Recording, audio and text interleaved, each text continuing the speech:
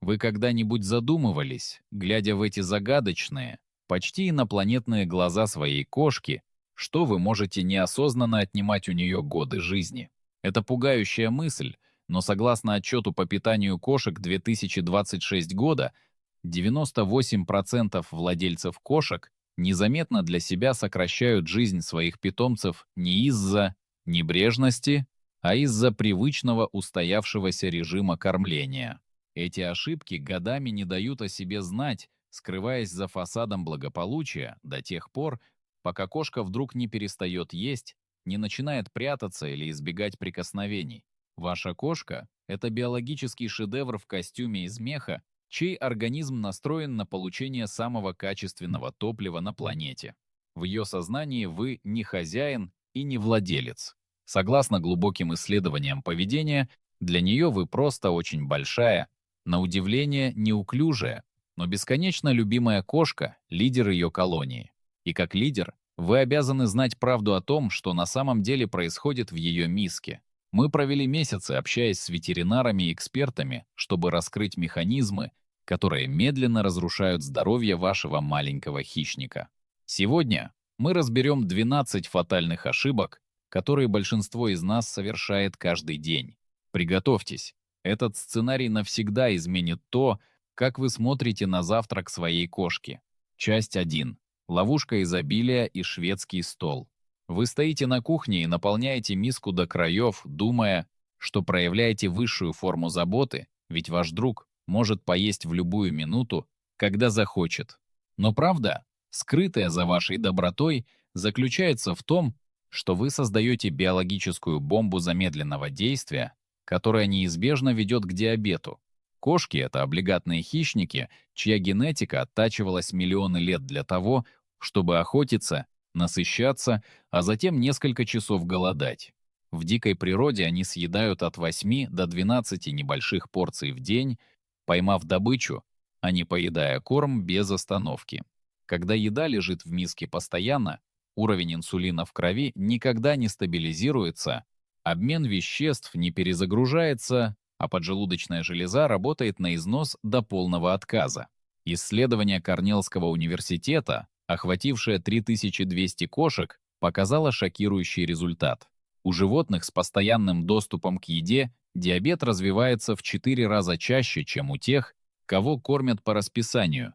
Но есть и другой, еще более тревожный факт. При свободном кормлении вы полностью теряете контроль над тем, сколько она ест на самом деле. Если она ест меньше из-за болезни, вы заметите это слишком поздно, когда болезнь почек уже уничтожит 75% их функции. Вашему сородичу нужен режим, а не шведский стол. Кормите ее 2-3 раза в день, ставьте еду на 20 минут, а затем убирайте это, создаст естественный ритм жизни и спасет ее органы. Часть 2. Призрак пустыни и засуха в миске. Миска с сухим кормом, которую вы наполняете каждый день, это, возможно, самый большой обман в индустрии питания, и производители кормов не хотят, чтобы вы знали правду. Кошки эволюционировали в суровых пустынях, где их организм научился получать 70% влаги напрямую из добычи. Сухой корм содержит лишь около 10% влаги, заставляя почки вашей кошки работать втрое интенсивнее, чтобы концентрировать мочу.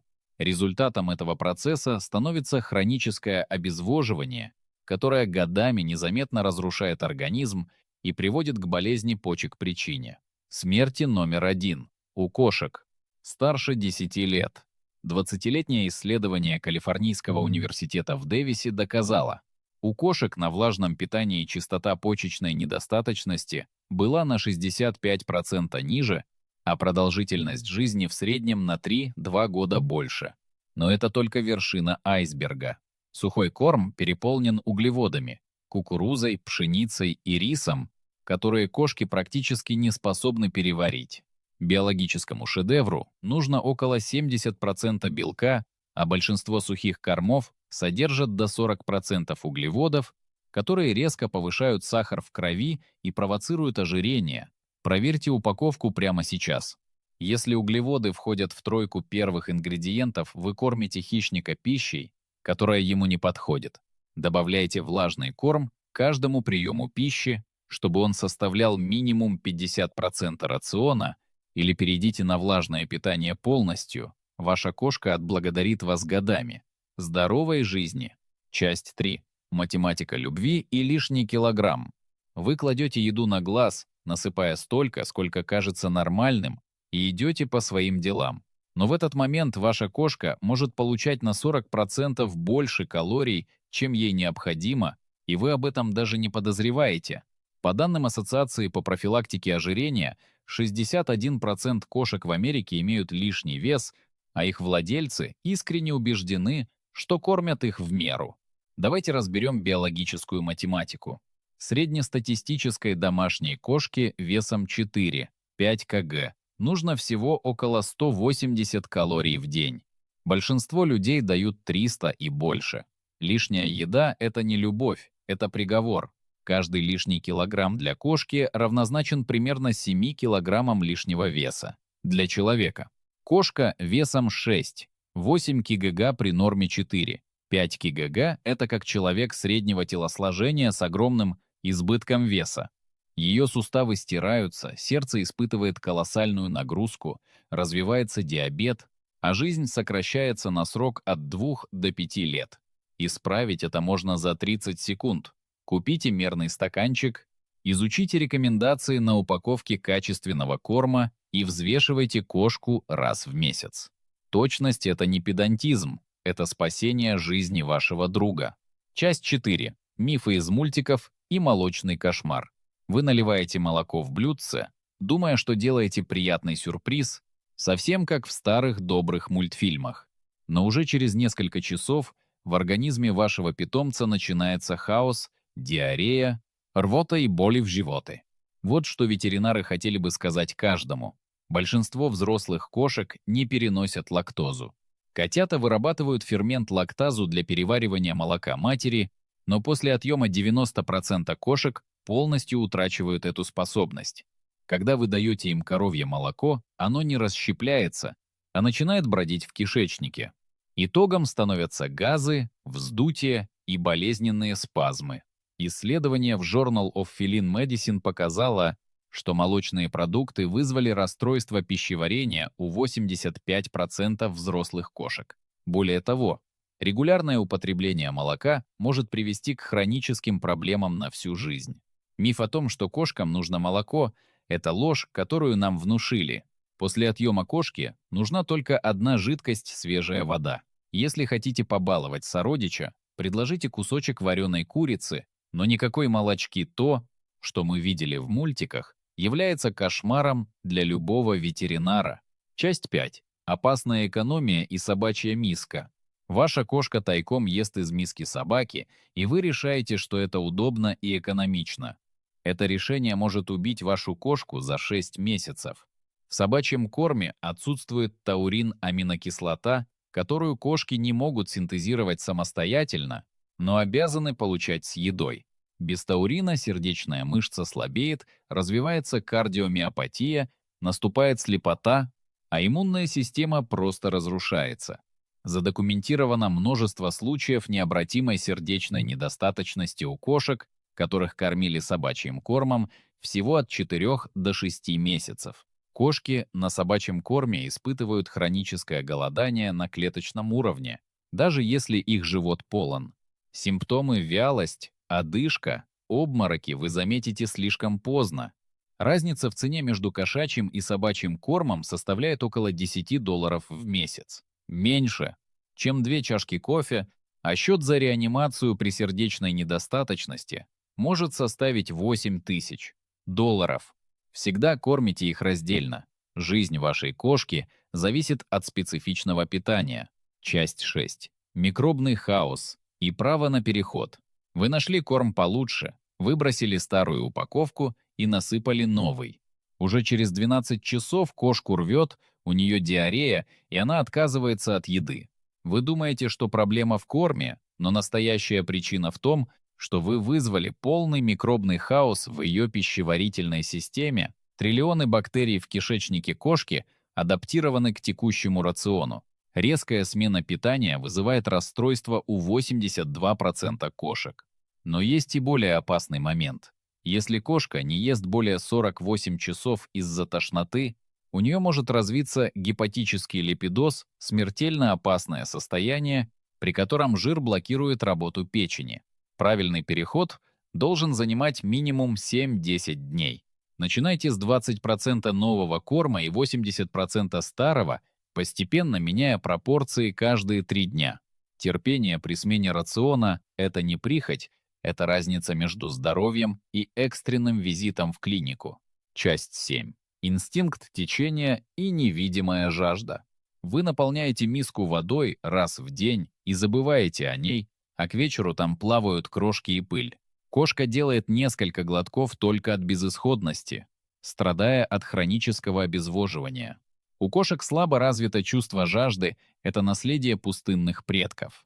Неподвижная вода в миске запускает древний инстинкт избегать загрязненных источников. В результате кошки пьют на 40–60% меньше нормы. Исследование ветеринарного колледжа штата Огайо установило, кошки, пьющие из стоячих мисок, потребляют около 30–60 мл воды, в то время как им нужно 120–180 мл. Это напрямую ведет к камням в мочевом пузыре и болезни почек. Решение простое. Кошки инстинктивно тянутся к проточной воде, она сигнализирует о безопасности. Питьевой фонтанчик за $25 буквально продлевает жизнь вашей кошки, заставляя ее пить на 30–50% больше. Проточная вода – это биологическая необходимость, которую нельзя игнорировать. Часть 8. Тунцовая ловушка и ртутный наркоман. Ваша кошка в восторге от тунца, и вы даете его каждый день, считая полезным. Но тунец, особенно человеческие консервы, медленно отравляет ее ртутью. У кошек, регулярно питающихся тунцом, уровень ртути в крови может в 12 раз превышать безопасный порог, что ведет к поражению нервной системы и тремору. Но еще опаснее психологическая зависимость. Ветеринары называют это синдромом тунцового наркомана, вкус настолько сильный, что кошка начинает отказываться от любой сбалансированной еды. Это приводит к нехватке витамина Е и болезни желтого жира, когда ткани воспаляются и становятся болезненными даже при легком касании. Редкое лакомство раз в 3 недели допустимо, но ежедневный тунец – это яд, лишающий организм таурина и провоцирующий болезни сердца. Часть 9. Скрытый враг. Пищевая аллергия.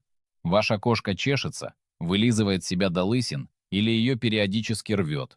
Вы меняете наполнитель и лечите ее от блох, но упускаете виновника еду. Журнал Journal of Feline Medicine установил, что 60% хронических проблем с пищеварением – это на самом деле пищевая непереносимость. Самые частые аллергены – курица, говядина и рыба – входят в состав 95% кормов. Аллергия нарастает годами, и вдруг корм, который она ела 3 года, начинает ее травить. Если кошка проявляет агрессию из-за дискомфорта или чешется, попробуйте элиминационную диету с новым белком, кроликом или уткой на срок от 8 до 12 недель. Прекратите лечить симптомы, найдите первопричину. Это спасет органы вашей кошки от разрушительного воспаления. Часть 10. Физика миски и кормление в пол. Вы ставите миску на пол, и кошка годами ест в неудобной изогнутой позе. Это ежедневное напряжение ведет к артриту, болям в шее и проблемам с пищеварением. Естественная поза кошки – это когда голова находится в нейтральном или слегка приподнятом положении. Исследования показали, что у кошек с приподнятыми мисками частота срыгивания снизилась на 34%. Неудобная поза создает давление на желудок, еда плохо проходит, и кошка заглатывает воздух. Поставьте миску на подставку высотой от 7 до 15 см. Это простое изменение за $10 выровняет пищевод и уменьшит эпизоды рвоты. Ваша пожилая кошка не болеет, ей просто нужна правильная высота. Часть 11. Азартная игра с тарелкой. Вы угощаете кошку кусочком со своей тарелки, думая, что это пустяк. Именно так в реанимацию ежегодно попадают тысячи кошек. Центр отравлений ASPCA получает более 150 звонков в год из-за токсичной человеческой еды. Лук и чеснок разрушают эритроциты, вызывая анемию. Виноград и изюм ведут к острой почечной недостаточности. Шоколад содержит теобромин, провоцирующий судороги и смерть. Сырое тесто раздувается в желудке, вызывая алкогольное отравление. Даже безопасный бекон может вызвать мучительный панкреатит с летальностью 40%. Правило абсолютное: если еда не предназначена специально для кошек, не давайте ее. Человеческая еда — это азартная игра с жизнью вашего питомца. Часть 12. Золотые годы и питательное безумие.